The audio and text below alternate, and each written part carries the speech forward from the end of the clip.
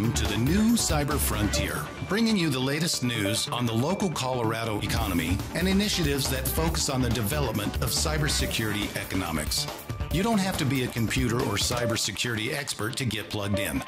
Your host, Chris Gorog, brings it straightforward, asks the tough questions, and brings the cyber world to a level of understanding for everyone. Chris is personable and opens up with our guests on issues we all would like to see addressed. You can find us on the web at www.newcyberfrontier.com. Now join our host as he introduces the topic for today's new Cyber Frontier.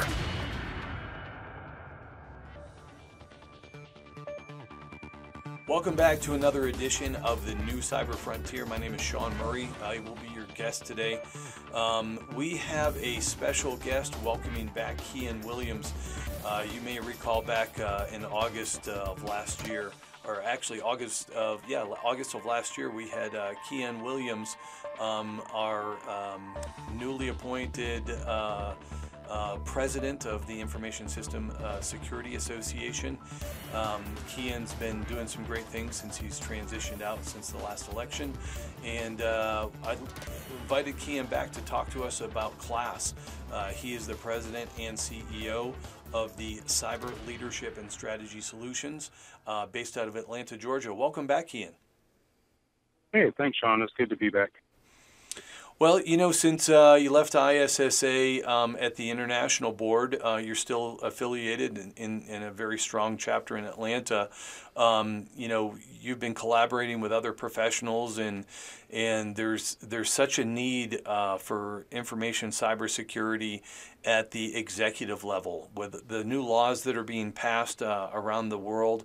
Cybersecurity is now not one of those things an executive can overlook. The laws that are being developed, for instance, GDPR, are now holding leaders in various organizations accountable for the decisions that they make and don't make. And, you know, as a leader in the industry, especially at that level, you took an opportunity to develop a program that will help educate executives and board members at that level. Can you talk a little bit about that program and what was the strategy behind it? Sure. This is really my pet project. So within CLASS LLC, we do all kinds of things. Some things are related to strategic planning. Some things are related to executive leadership. We do a lot of workforce development. But the cyber strategy retreat, I would say, is my baby. So we launched the program in Cupertino in June of this year. After a successful event in Cupertino, we had our Atlanta launch, and then coming up in December on the 6th, on the Friday after Black Friday, we'll hold our last conference of 2019 in Boston, which is one of my favorite cities. There's a lot of activity going on in Boston. There's a lot of business going on in Boston. There's really a lot of thought leadership, and I thought it would be a great place to end the series in one of the best places to do business, to hang out with people, to have good food, and to have good collaboration, both professionally and academically, considering all the schools that are in the Boston, New Hampshire area. The objective of the... Oh, go ahead. Go ahead, sir. Continue on. Oh, yeah. Yeah, the objective of the program is unique. And so instead of just being a traditional CISO event, or instead of just being a CIO event, the Cyber Strategy Retreat really brings together all executive leadership within an organization to talk about cybersecurity from a strategic perspective. What tends to happen in a lot of situations where you have conferences or you have events, or even for the dinners or the ceremonies and awards, the events usually occur in a silo where it's only CISOs or only CIOs. You know, having an MBA and being connected in business circles, even at the executive level, you still have divisions. And so I intentionally designed a program that is going to allow us to bring all of those leaders together, whether it's on the risk side, whether it's on the business side, or whether it's on the technology side, and have them all come together in a single conversation to talk about what do we want to accomplish in the future, what are the steps that it takes for us to get there, and to move beyond just allowing compliance to direct and manage the investments in cybersecurity that an organization has. Well, this is great. So the focus isn't just on a cybersecurity professional executive, but the executives within an organization overall. We're going to come back and talk about that with Keyaan Williams. He is the president and CEO of Cyber Leadership and Strategy Solutions, LLC. This is Shawn Murray with a new Cyber Frontier. We're just going to break for a quick moment. Cyber Resilience Institute helps build strong cyber communities designed to prevent members from attack. Like building a neighborhood watch, it takes coordination and a sharing community to protect our identities and valuables in the virtual world. Typically, we hear that organizations know they need to do something to protect their cyber assets, but don't know where to begin. Let Cyber Resilience Institute help your community create an action plan. Cyber Resilience Institute will build your community or business marketplace so that it is designed to support a collective cyber defense. Contact them for more information at cyberresilienceinstitute.org. Welcome back to the new Cyber Frontier. My name is Shawn Murray. We're in the studio today with Keyaan Williams. Keyaan is the CEO and president of Cyber Leadership and Strategy Solutions, otherwise known as CLASS, LLC, based out of Atlanta, Georgia. We were talking about some of the retreats and the focus area not necessarily being on cyber security executive leadership, but getting all members of executive leadership together.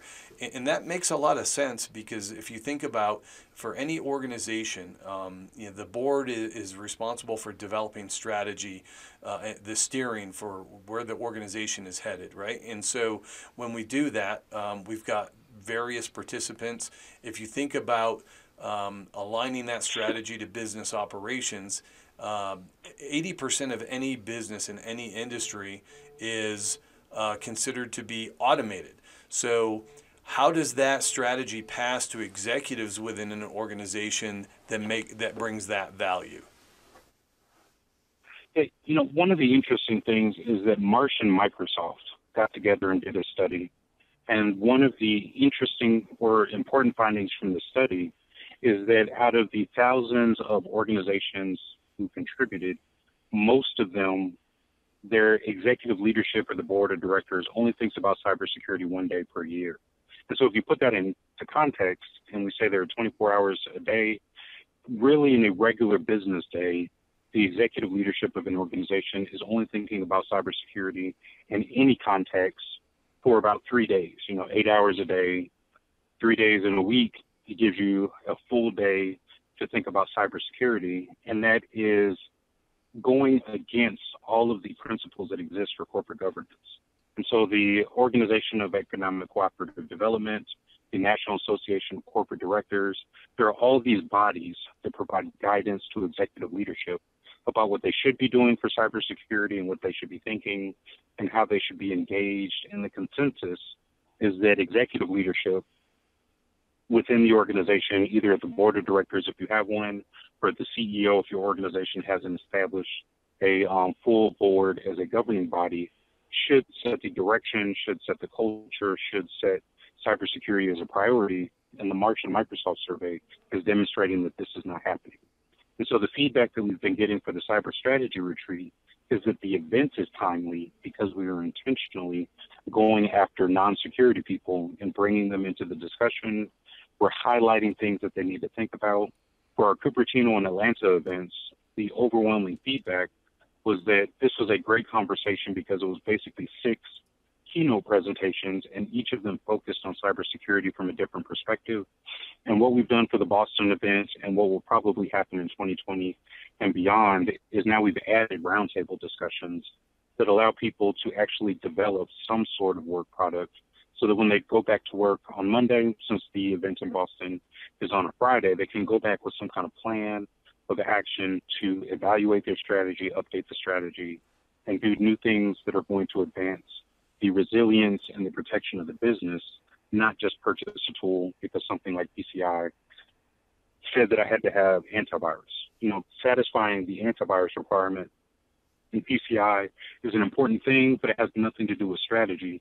It has nothing to do with long-term planning. It's not going to equip an organization to maintain sound practices as technology and regulatory requirements change. And so this is one of the reasons and one of the driving factors behind the creation of the event and the vision that went into the focus on the content. So you've been doing this for the better part of the year now, and you've had several different events at different locations. What are the after effects after a cyber retreat? Do you still see a strong collaboration between participants, and how are you facilitating that in your networks?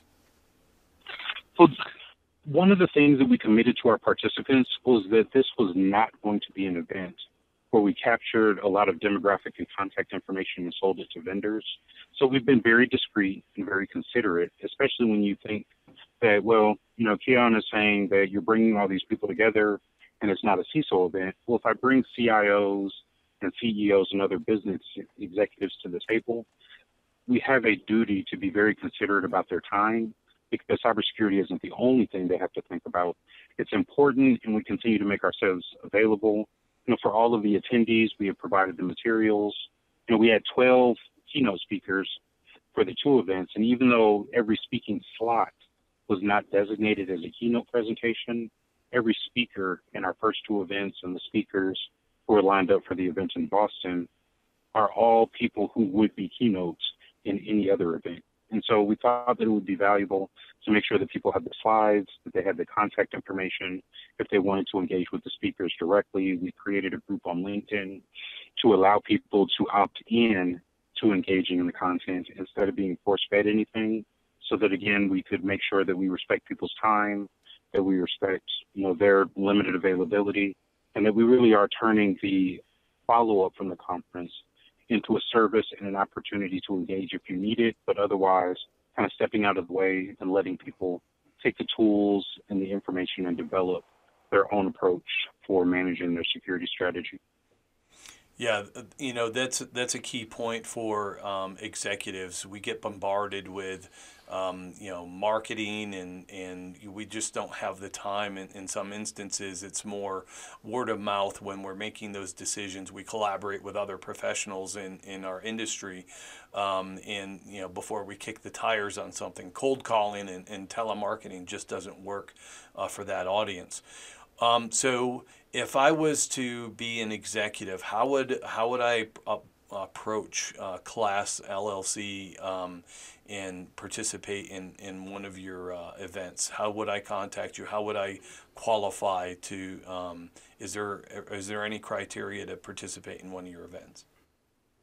No, we actually don't do any strong vetting. The price for participation kind of leads people to only come to the event if they really want to be at the event. When my role transitioned from CISO, serving other organizations, to being the CEO and running an organization, you would not believe the number of, or the increase in solicitation that I get. I continue to get solicitations because people recognize what I did in the past, and then I get solicitations about every manner of activity.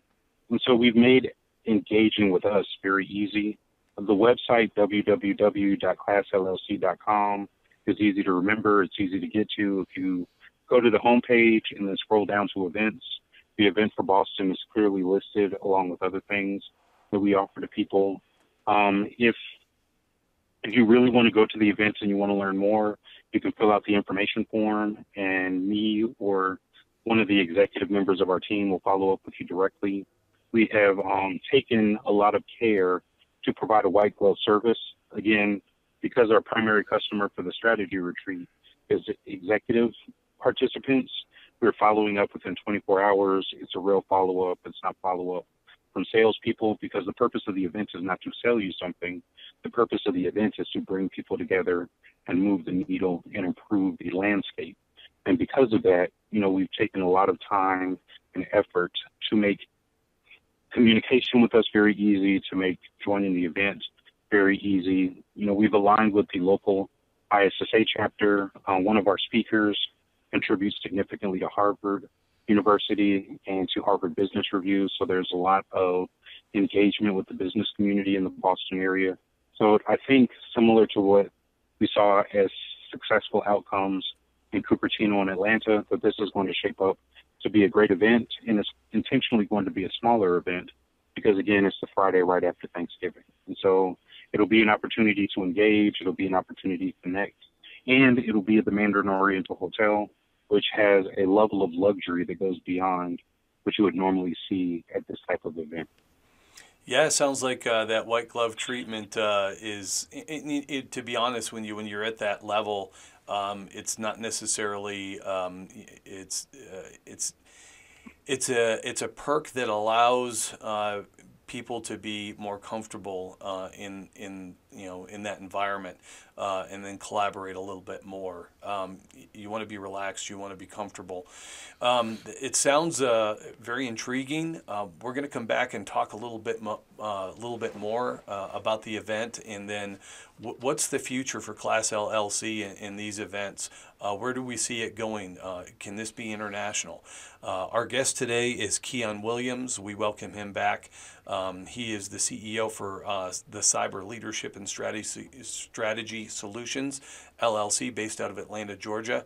We'll be right back after this break.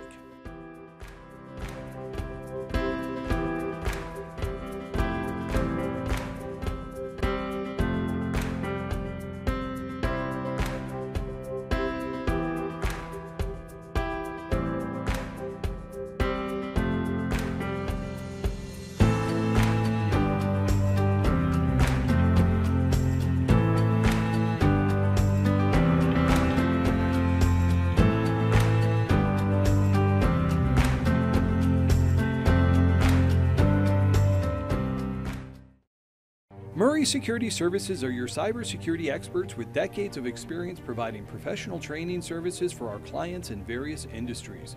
We offer professional training and certification in areas of cybersecurity, safety, health, and environmental services at our academy. Our in-person and online training provides a collaborative environment where students can interact directly with instructors through live chats or in private classrooms. Visit murraysecurityservices.com for more information. Welcome back. Our guest is Keyaan Williams here on the New Cyber Frontier.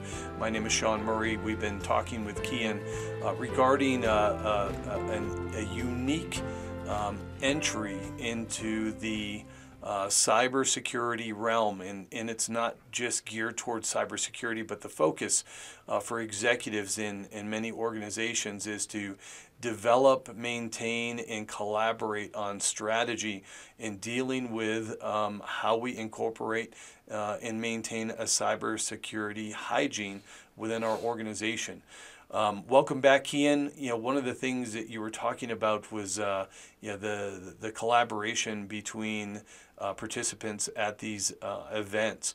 Where do you see the organization going in these events, and is there anything on the horizon that you plan to add to this audience?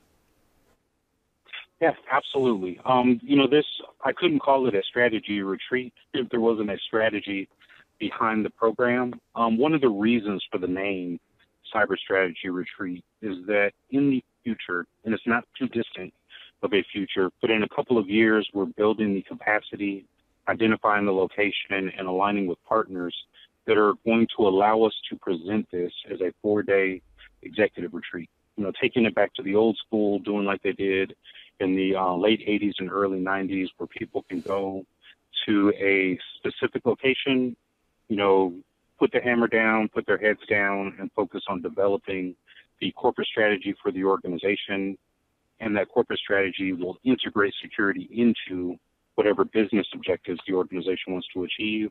As we're working to get there, there's a strategy for the retreat to slowly expand locations. So we will always be in Silicon Valley because we have some great partners there. The Silicon Valley ISSA chapter has been a great strategic partner. There are a lot of great companies that are located there. And so we have a plan to continue to be there indefinitely.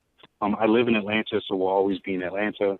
And Boston will continue to be a fabulous location. So we have already scheduled the 2020 calendar for our major events. There is some interest in Cape Town, South Africa, to host the event. Cape Town is a great place in the Africa region to do an event. It's easy to get to, and so our friends and partners in the Middle East have some interest in going down there, maybe in 2021, as we finalize the program and tailor it to satisfy some of the unique concerns that happen in the region. And then the similar idea applies to Singapore, where we have some great partners. And I go there about 4 times a year for other business. So we're looking at opportunities to expand the program there. In addition to the major conferences, we're also working with people in other locations so that we can offer a condensed version of the cyber strategy retreat as a luncheon or as a dinner that still produces the same outcome, has the same quality, but doesn't require the same level of commitment, so that we can still bring together the business, the security, and the technology leaders and have them start to have these conversations in advance of the major conferences that will be hosted all over the place. Outstanding. So it looks like you've got a strategy for growth in some of these other areas. I could definitely see a market in Europe. One of the best places that I see, I've done some conferences there myself, is in The Hague. There's a CISO summit, a European CISO summit that happens there every year. But this could be one of those add-ons where having a one-day event, because I know some instances you will come into an organization and just have a one-day event where you're talking about a cyber strategy. So I could see those types of things evolving into your program.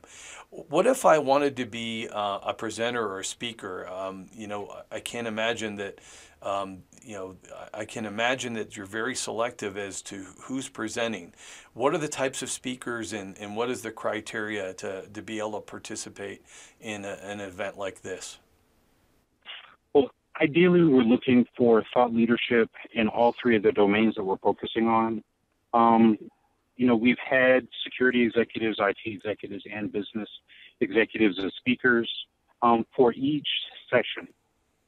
As we look at the 2020 calendar and we identify opportunities for people to speak, there are 2 keynotes. So as a 2-day conference, each day is going to include a keynote. It'll include 2 featured speakers, and it'll include 90 to 120 minutes of strategic roundtable discussions. And so for the strategic roundtable discussions, there are plenty of opportunities for people to be topic leaders. We have a great lineup of topic leaders for Boston, and we'll continue that trend. I'm actually excited that Paige Needling and Ron Ross have both agreed to be the keynote speakers for July. So we've already identified our keynotes in July 2020 in Atlanta, but we still need roundtable leaders, and we still need the featured speakers. So there's lots of opportunities for both CIOs, for CISOs, for CEOs who are interested in cybersecurity strategy, who want to contribute, to engage with us and let us know. It's me and the advisory board who make the final decision. So my advisory board is a collection of the type of people who would qualify as speakers. And so then we just take the best proposals and make the selection about where they fit and how they contribute to things that are already in motion and some of the speakers that have already been established. If you take Ron, for example, Ron Ross is a luminary from NIST. He is an advocate of security engineering, and security engineering has a place in your cybersecurity strategy. And so we would probably tailor the selection of speakers and contributors for the Atlanta events to kind of hover around that concept of security engineering and building security into your program and allowing long-term resilience instead of just a patchwork of disparate systems and solutions and connections. And so there isn't really a theme beyond cybersecurity strategy, but as we look at different topic areas or what the different keynotes are speaking about, there are definitely ways to align speakers of different capability to specific locations and events. So you mentioned you have an advisory board, which I guess for me that provides additional credibility. While you're a leader in your own industry and been involved internationally with ISSA and IAPP and international traveling. You've got your own business ventures going on. An advisory board provides additional credibility because you're not the only one making the decision. What are the additional things that your advisory board is looking at? What are you guys strategizing on as you continue to grow? Well, all of the advisory boards are executive leaders in their own right, and the reason for having the advisory board was to make sure that this event wasn't what Keyaan thinks, but it's going to be the event that provides the greatest value to everybody who comes. And so, some of our advisors are business leaders, some of them are IT leaders. We have a lot of security leaders, but all of them have decades of experience dealing with cybersecurity strategy as leaders of their own companies. Some of them have retired and gone into consulting.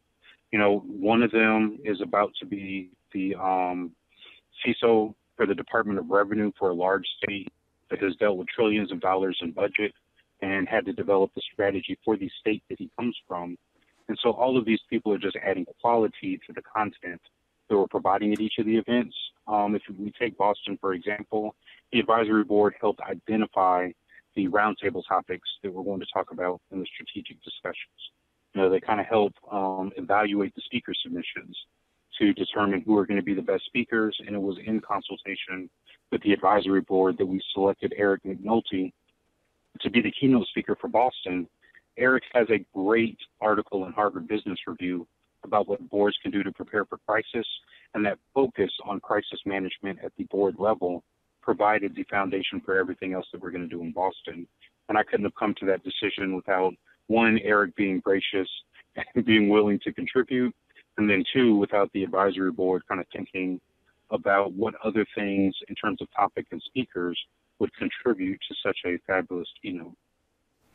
Well, that's great. The advisory board, the strategy, the participants, the venues, there's a lot of a collaboration, a lot of quality. It appears that's built into your program. So, closing thoughts, where would you like to see this program in the next 5 to 10 years? Well, in the next 5 to 10 years, within the next 4 years, we will definitely be doing the 4-day executive offsites. One of our advisory board members is an expert in this area, and so we have 4 years to design and plan it before we launch it. The conference itself has been in the planning phase for 3 years before we launched it in 2019, and as we go forward, all I see is an expansion. This will never be an event like RSA and Black Hat, which add a lot of value to the ecosystem, but are focused on specific areas that exclude some of the people that I'm intentionally bringing to the table. And as we continue to keep it small, the event will never be more than 200 people, but the opportunity to host this conference in other cities, I would love to do this in Pittsburgh, Pennsylvania, Washington, D.C., Tampa. There are all kinds of places on the East Coast, in addition to bringing it to Denver, to Austin, to Dallas, to L.A. There's a lot of opportunity to bring the message to a lot of parts of the United States, to expand into Canada. I'm working on my conversational Spanish. I would love to do this in Mexico City or Santiago, Chile. And we already have a roadmap for launching this in Africa and Asia. I don't think there is any limitation. I think the key idea is making sure that people are engaged, that they're going to participate in the event, and that we get the right 200 people so that every participant is also a contributor, and it adds value to everybody who joins us. Wow, this is great. Your contributions continue on. You move on from one role to another. This collaboration that you've got at the executive level with a cyber retreat to get levels of the organization that need to develop strategies as technology changes.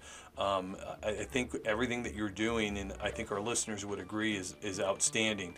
The strategy for moving forward and to be able to execute this is significant. I think the venues where you're going, the speakers that you're bringing in to the program are interesting. They're compelling, and I think there's nowhere for you and your organization to go but up. So in closing, I'd like to say thank you to Keyaan Williams. Keyaan Williams is the CEO of the Cyber Leadership and Strategy Solutions, LLC. Thank you so much for sharing your thoughts in your program today, Keyaan. Yes, it was my pleasure. This is a great podcast. I'm honored to be featured, considering all the other wonderful people who are here. So it was a pleasure to contribute and to share the message with the wider audience. Well, thank you again, Keyaan, and you have a wonderful afternoon. This is Shawn Murray at the New Cyber Frontier. We've been on the phone or on the podcast today with Keyaan Williams from Class LLC. We hope you have enjoyed this episode of New Cyber Frontier. Remember, please follow and participate as New Cyber Frontier is supporting a grassroots community effort to empower the individual in the digital age. Check it out at privacyforthepeople.org. Also, make sure to join our mailing list so we can keep you informed. If you have an idea, if you have a question you would like to hear answered, or if you just want to get involved in what we're doing, reach out to us at newcyberfrontier.com. We also encourage you to visit our sponsors links because they are the ones that really make this show possible. We look forward to seeing you on the next episode of New Cyber Frontier.